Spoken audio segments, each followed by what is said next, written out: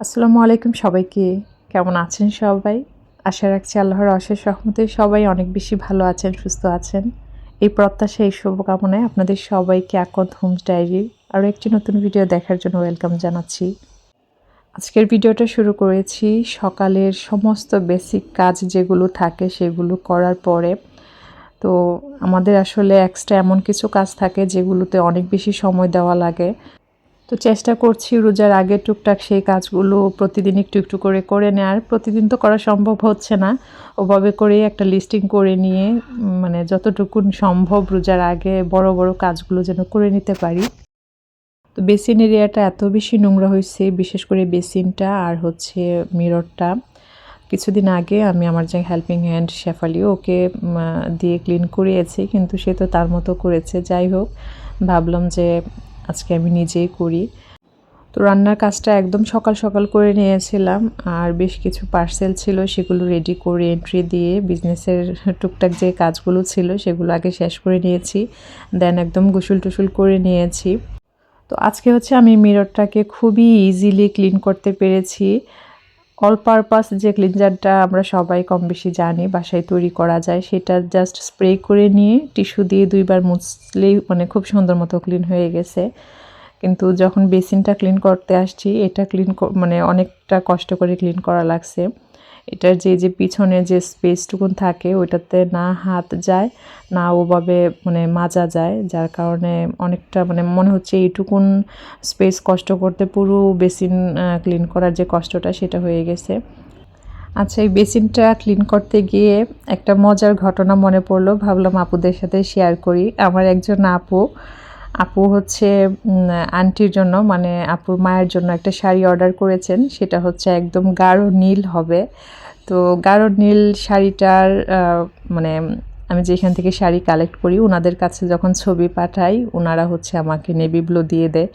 তো আপু হচ্ছে ওই কালারটা বোঝানোর জন্য পেপসুডেন্টের একটা ছবি পাঠায়, যেখানেও নেভি ব্লু এবং নীল কালার দুইটাই আছে। তো ওইটা আমি আবার স্ক্রিনশট দিয়ে ওই ভাইয়াদেরকে পাঠাবো, সেটা ভুল করে চলে গেছে ফেসবুকে, মানে আমার পেজে স্টোরি হিসেবে। তো আসলে খুবই ফানি একটা ঘটনা হয়ে গেল, এই নীল কালার বেসিন থেকে মনে পড়ে গেল। তো কাজ করতে গিয়ে আসলে অনেক মজার স্মৃতি, অনেক ভালো লাগা, খারাপ লাগা সব ধরনের স্মৃতি থাকে। তো ভালোগুলি ধরে রাখতে চাই, দোয়া রাখবেন সবাই। তো যাই হোক, কথা বলতে বলতে কিন্তু আমি বেসিনটা ক্লিন করে নিয়েছি। এখন সুরেকটার যে উপরে রান্নারটা থাকে ওটাকেও আজকে চেঞ্জ করব। এটা বেশ অনেক দিন ধরেই দিব করে আর দেওয়া হচ্ছে না। আসলে শীতের মধ্যে তো কাপড় চোপড় এমনি বেশি জমে যায়, আর যে কাজ করে তাকে দিয়ে করানোর ক্ষেত্রেও কিন্তু আমাদের অনেক কিছুই ভাবতে হয়। তো সব চিন্তা করে কিন্তু অনেক কাজ আসলে দেখা যায় পিছিয়ে থাকে। চেষ্টা করি নিজের আন্দাজেই কাজগুলো করানোর। তো এখন হচ্ছে আমি ওয়াইরুদ শিমুল পেজ থেকে যে নিয়েছিলাম রানারগুলো, সেখান থেকে একটা বিছিয়ে নিচ্ছি। আসলে আমার যতগুলো রানার আমি নিয়েছি আমার ভীষণ পছন্দের, আর সত্যি বলতে আপুর কালেকশানের প্রত্যেকটা রানারই ভীষণ সুন্দর, মন চাই সব কালেক্ট করে রাখি। থাকে না, এক একজন মানুষের এক একটা জিনিসের প্রতি আসলে দুর্বলতা কাজ করে। আমার কেন যেন রানার কালেক্টে রাখতে খুব ভালো লাগে। তো রানারের উপর অ্যাজ ইউজুয়াল আমার যে বানানো ম্যাটটা সেটাই দিয়ে রেখেছি, তার মধ্যে এই প্ল্যান্টটা। এটা তো রিয়েল প্ল্যান্ট, কিন্তু সত্যি এটা সামনাসামনিও ভীষণ সুন্দর, মনে হয় যেন একটা আর্টিফিশিয়াল প্ল্যান্ট। আমি যতই আর্টিফিশিয়াল ফ্লাওয়ার দিয়ে ঘর সাজাতে চাই না কেন, ঘুরে ফিরে কেন যেন মানে সেই প্ল্যান্ট দিয়ে সাজাতেই ভালো লাগে। তো জায়গাটা ক্লিন করার পরে বা রানারটা চেঞ্জ করার পরে সত্যি লুকটা একদম চেঞ্জ হয়ে গেছিলো, সামনাসামনি খুবই ভালো লাগছিলো। খুবই সিম্পল, আমি সবসময় বলি আমার সাধারণ দিন যাপনের সাধারণ কাজকর্ম। তারপরেও আপনারা মাশাআল্লাহ এত সুন্দর সুন্দর কমেন্টস করেন, আপনাদের প্রতি সত্যি আমি অনেক বেশি কৃতজ্ঞ থাকবো সবসময়। আজকের ভিডিওতে গত ভিডিওর কিছু কমেন্টস পড়ব, আশা রাখছি আপনারা শেষ পর্যন্তই আমার সাথে থাকবেন। তো এখন চলে আসলাম বারান্দায় কাপড় নিতে। আসলে কাপড় একদিনে শুকাতে চায় না, 2 দিন 3 দিন মিলেই কাপড় শুকায়। তো কাপড় নিতে এসে দেখি এখানে আমার গাছগুলোর খুবই বেহাল একটা অবস্থা। আসলে গাছগুলোতে সময় দিতে পারি না বলে অনেক সময় মন খারাপ হয় যে গাছ একেবারে বাদ দিব, কিন্তু এটাকে ছাড়া আসলে মুভ করা একদমই সম্ভব না। ভেবেছি আমি যে নতুন গাছগুলো লাগিয়েছি ওগুলো একটু গ্রো করার পর আবার যে গাছগুলো রিসেটিং করার কথা সেগুলো রিসেটিং করব। একটা সময় অনেক বেশি সময় দিতাম গাছের যত্নে। এমনও হয়েছে আমি বাড়ি থেকে মানে ময়মনসিংহ থেকে সে সিলেট বস্তাবন্দি করে কিন্তু মাটি নিয়ে যেতাম, কারণ নার্সারিতে যেসব মাটি পাওয়া যেত ওই সব মাটিতে কেঁচু থাকে ওই ভয়ে। তো আসলে গাছ নিয়ে পাগলামোর অনেক স্টোরি আছে। তো যাই হোক, কাপড় আনতে যখন মানে বারান্দায় গেলাম তখন দেখছি আমার ছেলে চেয়ারে বসে পড়ছে, আস্তে আস্তে সে একদম চিৎপটাং। তো আসলে সামনে যেহেতু পরীক্ষা, পড়াশোনার প্রেশারটাও আসলে একটু বেশি। সবাই দোয়া রাখবেন আমার ছেলে মেয়ের জন্য। আপনাদের সবার জন্য সবসময় আমার দোয়া থাকবে। আসলে বাচ্চাগুলো, এখনকার বাচ্চাগুলো অনেক বেশি কষ্ট করে একটা ভালো রেজাল্টের জন্য। তো সব বাচ্চাদের জন্য সবসময় দোয়া থাকবে। তো কাপড় এখন আর ভাঁজ করব না, কাপড় ভাঁজ করব যখন আমার হেল্পিং হ্যান্ড আসবে, ওকে কাজ দিব, ও একদিকে কাজ করতে থাকবে, আমি অন্যদিকে কাজ করব। তো আমার হেল্পিং হ্যান্ড আর ফাউজিবুড়ি স্কুল থেকে আসার আগে আমার খুবই গুরুত্বপূর্ণ একটা কাজ, সেটা হচ্ছে এখন করব। তো তার আগে নামাজটা পড়ে নিয়েছি, এখন ভাবলাম একটু কফি খেয়ে নেই, কারণ জাহিনও বলতেছিল যে আমার একটু কফি হলে ভালো হতো। গুরুত্বপূর্ণ কাজটা হলো আগামী কয়েকদিনের জন্য আমি মেনু প্ল্যানিং সেট করে সে অনুসারে একটা কাজের শিডিউল করে নিব। তো মেনুটা শেয়ার করে দেন আপনাদের সাথে ডিটেলসে বলবো। আশা রাখছি আপনাদের একটু হলেও কাজে আসতে পারে। মেনুটা আমি রেডি করেছি বিকেল পর্যন্ত, কারণ রাতে দেখা যায় ম্যাক্সিমাম সময় দুপুরবেলার যে মেনু থাকে সে অনুসারে খাবারটা হয়। তো আমি এখানে 3 তারিখে দিয়েছি ব্ল্যাক টি গ্রিন টি, যেটা একদম আমার ফ্যামিলির কমন একটা মেনু, ওইটা আসলে না লিখলেও হতো, তারপরেও লিখে রাখা। দেন হচ্ছে আমি ফ্রাইড রাইস, তারপরে হচ্ছে ফ্রাইড রাইসটা অনেক সময় ভাতের চাল দিয়েও যেহেতু করি সেটাও মেনশন করে রেখেছি যে পোলার চাল দিয়ে হবে। এরপর 4 তারিখে হচ্ছে স্যারের নাস্তা বলতে আমি এখানে আপনাদের ভাইয়ের নাস্তাটা আমি মেনশন করেছি। দেন হচ্ছে 4 তারিখে দুপুরবেলা টমেটো আলু দিয়ে মাছ, পুঁই শাক দিয়ে চিংড়ি। আর ওই দিন যেহেতু শবে বরাতের দিন থাকবে, হয়তো বা স্পেশাল কোনো মেনু থাকবে ইফতার আইটেমে, তাই জন্য চিকেন ফ্রাই অথবা পেঁয়াজু এই জাতীয় রেখেছি। আর 5 তারিখে হচ্ছে দুপুরবেলা মুড়িঘণ্ট, কোয়েল পাখি, ডাল, বাঁধাকপি ভাজি। আর মানে বাঁধাকপি ভাজিটা যে করব সেখান থেকে কিছুটা কুচি উঠিয়ে রাখবো, সন্ধ্যার নাস্তায় হচ্ছে সেটা দিয়ে হয় রুটি দিয়ে দেওয়া যাবে অথবা পাকোড়া করা যাবে। আর এখানে দেখেন লিখতে লিখতে আসলে ওই যে আমি বলি যে একেবারে আমার নিজের জন্য যেভাবে লিখি আপনাদের সাথে কিন্তু সেটাই শেয়ার করি। শেয়ার করব বলে যে আলাদা করে একদম সুন্দরভাবে আমি মানে প্রেজেন্ট করি ব্যাপারটা কিন্তু এমন না, সেটা আমার লেখার অবস্থা দেখে নিশ্চয়ই বুঝতে পারেন। আর মেনুটা আমি এমনভাবে করেছি যেন একটা আইটেম দিয়ে 2টা-3টা কাজ হয়ে যায়। যেমন সকালের নাস্তা যেটা দিব সেটা দিয়ে যেন বাচ্চাদের স্কুল টিফিনটাও দিয়ে দিতে পারি। আবার অনেক সময় সকালের নাস্তায় যেটা থাকবে সেটার পাশাপাশি যেন বিকেলের নাস্তাটাও হয়ে যায়। তো সেই মেনু অনুসারে, আর হ্যাঁ, মেনু করার আগে আমি সবসময় যে কাজটা করি সেটা হচ্ছে বাসায় কি কি বাজার আছে, কি ফ্রিজে আছে সেগুলোর একটা লিস্টিং করে সেই অনুসারে মেনুটা সেট করে দেন সেই মেনু অনুসারে আর কি বাজার লাগবে সেটা আনানোর চেষ্টা করি। তো অন্য পেজে যে লেখাটা শেয়ার করলাম সেটা হচ্ছে যে ওই মেনু অনুসারে আমার মানে আমি হেল্পিং হ্যান্ডের যে হেল্প নিব, তার আগের দিন কী কী কাজ করায় রাখবো, ওকে দিয়ে কোনটা আমি করব সেটাও একটু ডিটেলসে লিখে নিয়েছি। জানি না মানে স্ক্রিনে কতটুকুন বোঝা গিয়েছে। আজকে আপনাদের সাথে আমার সোমবারের ভিডিওটা শেয়ার করছি। তো মঙ্গলবার থেকে যেহেতু মেনুটা সেট করেছি, মেনু অনুসারে রাতের বেলা কিছু কাজ করে রাখবো। এটা হচ্ছে সন্ধ্যের দিকে, এখন হচ্ছে আমি বাচ্চাদের জন্য নাস্তা বানাবো। আসলে মেনুটা সেট থাকলে যেটা হয়, একদিকে যেমন অনেক বেশি সময় বাঁচে, অন্যদিকে কিন্তু বাজার নিয়েও অত বেশি মানে প্যারা থাকে না। আবার হুট করে যদি জিজ্ঞেস করে হাসবেন্ড যে বাজার কী লাগবে, তখন কিন্তু চট করে বলে দেয়া যায়। সবথেকে বড় কথা, কাজের ক্ষেত্রে মানে কিচেনের কাজের ক্ষেত্রে, রান্নার কাজের ক্ষেত্রে এত বেশি টাইম সেভ হয়, এটা আসলে যারা মেনটেন করেন এইভাবে তারাই বলতে পারবেন। আমাকে যারা অনেক আগে থেকে দেখেন তারা তো জানবেন যে আমি এইভাবে আসলে কাজ করতে পছন্দ করি, বা এই নিয়মটাই আমার কাজকে সবসময় সহজ করে বা আরও 2টা কাজ বেশি করতে হেল্প করে।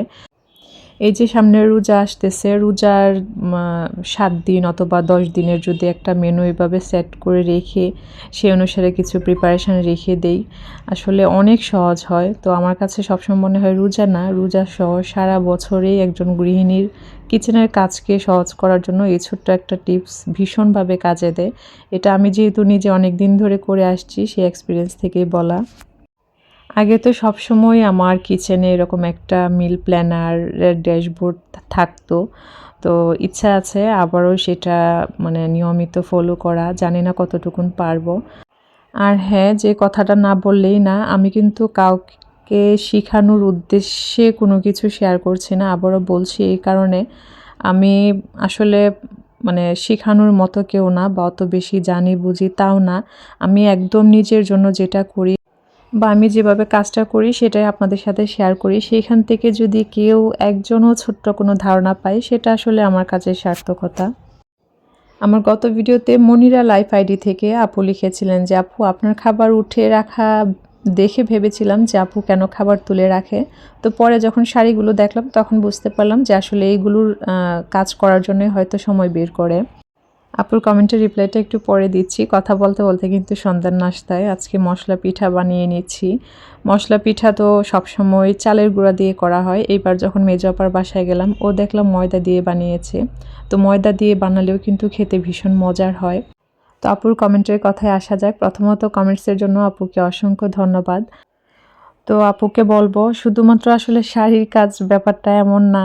এমন অনেক সময় হয় আমাদের, দেখবেন যে একদমই রান্না করতে ইচ্ছা করছে না বা কোনো একটা মানে কারণে হয়তো বা এক্সট্রা কাজ পড়ে গেছে। তো ওইসব দিনগুলোতে দেখা যায় এই ধরনের বিশেষ করে আমি যেটা করে থাকি সবসময়, যে একটু ডাল উঠিয়ে রাখা বা একটু শুকনা জাতীয় খাবার, যেমন সেটা শুটকি ভর্তা হতে পারে, শুটকির কোনো শুকনা তরকারি হতে পারে। তো এই ধরনের 1-2টা আইটেম যদি থাকে ভীষণই হেল্প হয় আসলে। এই পিঠাটার সাথে তো আমরা কম বেশি সবাই পরিচিত। একেক অঞ্চলে একেক নামে ডাকে। সিলেটে এটাকে খুব সম্ভবত নুনের গড়া অথবা নুনের বড়া বলা হয়। আমার ঠিক নামটা মনে থাকে না। তো ওনারা এক প্রসেসে করেন, আমাদের অঞ্চলে একভাবে করা হয়। আমি যেভাবে করেছি, পানির মধ্যে সব ধরনের মশলা, পাশাপাশি কাঁচামরিচ আর হচ্ছে পেঁয়াজ ছেঁচে দিয়েছি। নরমালি আমি রসুন কুয়া, আদা, রসুন 2টাই দেই। আজকে অবশ্য ভুলে গেছিলাম। আরও একটা জিনিস দিলে খুব বেশি মজা হয়, সেটা হচ্ছে ধনেপাতা। দেন হচ্ছে যেভাবে আসলে আমরা রুটির কাই করি সেভাবে করে জাস্ট গরম তেলে ভেজে নিলেই হয়। তো এটা হচ্ছে অনেকটা সময় পর আমি কিন্তু মেনু অনুসারে, মানে কালকের মেনু অনুসারে আজকে রান্নার কাজটা এগিয়ে রাখছি। এখন আমার কাছে যেটা মনে হচ্ছে যে রাতের বেলা যদি 1-2টা আইটেমও একটু এগিয়ে রাখা যায়, যেহেতু আপনাদের ভাইয়া অনেক সকাল সকাল চলে যায়। আমি তো চেষ্টা করি সকালে রান্না করার, কিন্তু ফাউজির স্কুল এখন এত আর্লি, মানে জাহিনের যে স্কুল টাইমিংটা ছিল তার থেকে অনেক বেশি, যার কারণে ওর টিফিন রেডি করা, আবার ওকে নতুন একটা স্কুলে দিয়েছি, ওই স্কুলে অনেক সময় যাওয়া লাগে। তো সব কিছু মিলিয়ে সকালবেলার ব্যস্ততাটা অনেকটাই বেড়ে গিয়েছে, যার কারণে চিন্তা করেছি যে রাতে রান্নার আইটেম একটু হলেও যেন এগিয়ে রাখতে পারি, সেইভাবে আসলে মানে কাজগুলো করার চেষ্টা করব। তো এখানে হচ্ছে পালং ডাঁটা দিয়ে আর আলু দিয়ে চাপা শুটকি রান্না করছি। এই রান্নাটাও মেবি আমি এর আগে শেয়ার করেছি। তেমন কিছুই না, রসুন, কাঁচামরিচ, পেঁয়াজ আর হচ্ছে চাপা শুটকি একটু মানে ছেঁচে নিয়েছি হামানদিস্তাতে। দেন হলুদ, মরিচ আর হচ্ছে স্বাদমতো লবণ। কোনো ধরনের ধনিয়া, জিরা কোনো মশলাই দিইনি। তেলে ভেজে নিয়ে মশলাটা একটু কষিয়ে তারপর হচ্ছে আমি ডাঁটা আর আলু কুচিটা দিয়ে দিলাম। মশলাটা কষানোর পর যখন মানে কাঁচা সবজিটা দিলাম, এত বেশি সুন্দর লাগছিল দেখতে, কালারফুল লাগছিল। রান্নার পর পুরাই অপোজিট একটা কালার। তো যাই হোক, রান্নার পরে এত বেশি মানে ঝোল হয়েছে, আমি কিন্তু এক্সট্রা আর কোনো ঝোল দিইনি। নরমালি অন্যান্য সময় যখন পালং ডাঁটাটা রান্না করি সাথে কিছুটা শাকও দিই, আজকে অবশ্য শাক ছিল না। তো আমি হচ্ছে তরকারিটা সার্ভ করে নিচ্ছি, কারণ সেম কড়াইয়ে আমি চিকেন রান্না করব। এখন আমি আরও একটা কমেন্টস পড়ে নিব। আইনুন নাহার আইডি থেকে আপু লিখেছিলেন, অনেক অনেক ধন্যবাদ আপু, আপনার ডায়েরির পাতার লেখাটা আমার একটা নতুন ভাবনার সঞ্চার করেছে। ছোট কিছু কথা কিন্তু অনেক অর্থবহ, খুব ভালো লাগলো। নতুন ভাবনাগুলো মাঝে মধ্যে আমাদের সাথে শেয়ার করবেন। ভালো থাকুন, হাসি খুশি ও আনন্দে বাঁচুন। অনেক অনেক বেশি কৃতজ্ঞতা আপু এত সুন্দর করে লেখার জন্য। আসলে আমি যখনই আমার ডায়েরির পাতা শেয়ার করি আমার অনেক ভয় কাজ করে। তারপরেও ওই যে আমার দিন যাপনের অংশ হচ্ছে আমার এই ডায়েরি লেখা, মানে আমার অ্যাক্টিভিটির একটা অংশ। তাই জন্য কখনো না কখনো ঠিক উঠে আসে। তো যখন এই বিষয়টা কেউ রিলেট করতে পারে বা সেটা অ্যাপ্রিশিয়েট করে তখন সত্যিই খুব ভালো লাগে। আচ্ছা, গত ভিডিওটা পাবলিশড হওয়ার পরে মনে হলো যে একটা কথা শেয়ার করলে ভালো হতো ডায়েরির পাতার বিষয়ে। সেটা হচ্ছে আমি যে ফোল্ড করে রাখি, মানে প্রায় পাতায় ভাঁজ করে রাখি, দেখা যায় এমন অনেক দিন যায়, অনেক ব্যস্ততা, অনেক কিছু, তারপরেও আলহামদুলিল্লাহ সব কাজ একসাথে খুব সুন্দরভাবে ম্যানেজ হয়ে যায়। তো যখন ওই ধরনের দিন আসে যে কোনো কিছু করতে ভালো লাগে না, কোনো কারণ ছাড়াই দেখবেন যে একদম ভালো লাগে না, তখন আমি যেটা করি আমার ডায়েরির ওই যে মানে ফোল্ড করে রাখি যে ওই পেজটা দেখে হয়তো বা আমি ইন্সপায়ার হব বা মোটিভেট হব। তো এইভাবে হচ্ছে আমার ডায়েরি আমাকে হেল্প করে। আমি সবসময় মনে করি যে ডায়েরি আমার লাইফে একটা ব্লেসিং। তো যাই হোক, আজকের ভিডিওতে আসলে অনেক কথাই বললাম। গত ভিডিওতে হীরা আপু খুব সুন্দর কমেন্টস করেছেন, সুফিয়া সিদ্দিকা আইডি থেকে, তারপর শিমুল আপু, সবার প্রতি অনেক অনেক বেশি কৃতজ্ঞতা, যাদের হয়তো বা আইডির নাম বলতে পারি নাই। তো ভিডিওর প্রায় শেষ পর্যায়ে চলে এসেছি। আপনাদের ভাইয়া একটু পরে খাবে, মানে ওনার কাজ আছে।